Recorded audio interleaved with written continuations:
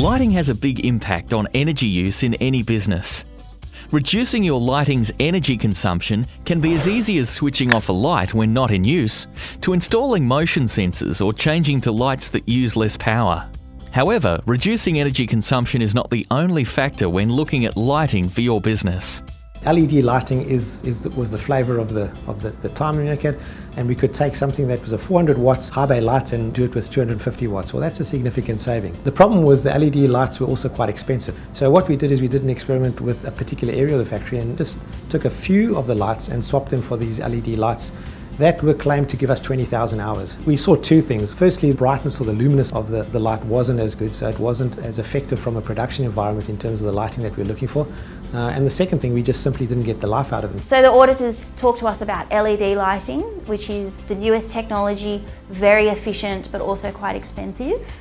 Then there was a more efficient form of fluorescent lighting called T5 lighting, and that was less expensive and less efficient, but a more proven technology. And we ended up going with the T5 fluorescent lighting.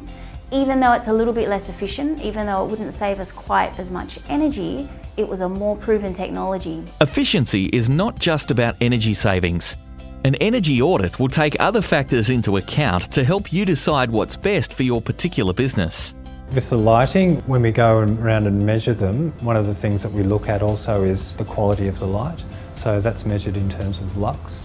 Certain areas need more light than others. An office area has a different light requirement to, say, a very fine detailed process work. So by using a light meter, we can go around and test what the light quality is under those lights, and then we can go away and match another light source which has a lower power usage but produces the same amount of light. The new technologies that we've moved to partially is 120 watt LED industrial downlights. They provide a slightly different colour and temperature of light. For the most part they work fine, but when inspecting the quality of a paint surface, the LED light doesn't lend itself to inspecting a paint surface very well. It's very slow and easy to miss things, whereas when you're looking at the same surface reflected off a halogen light, it's very easy to inspect the whole piece very quickly and not miss anything. We're now moving towards a system where in certain places we have the halogen lights, and in the other places where it's not as crucial we can have the LED and obviously use about a quarter of the power.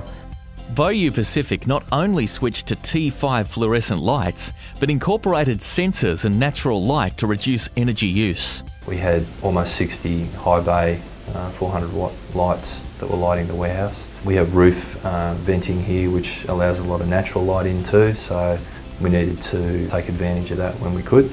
So we replaced all of the existing high bay lights with high efficiency fluorescent tubes, and we were connected in particular areas, banks of those lights, to light sensors and movement sensors. So when the roof vents are open and there's enough natural light flooding in, the sensors will recognise that and the lights will not switch on. We estimated that we'd be able to save at least 10% of the overall monthly bill. We looked at the overall project cost, and based on that 10% saving per month, that gave us a 24-month payback period. An energy audit helps you work out how much energy your lights use. These manufacturers use their data but also considered the overall costs and benefits to decide on the type of lighting to use. Many of the skills applied in these examples are reflected in the energy efficiency skill sets in the MSS 11 Sustainability Training Package. For more information and additional resources, visit sustainabilityskills.net.au.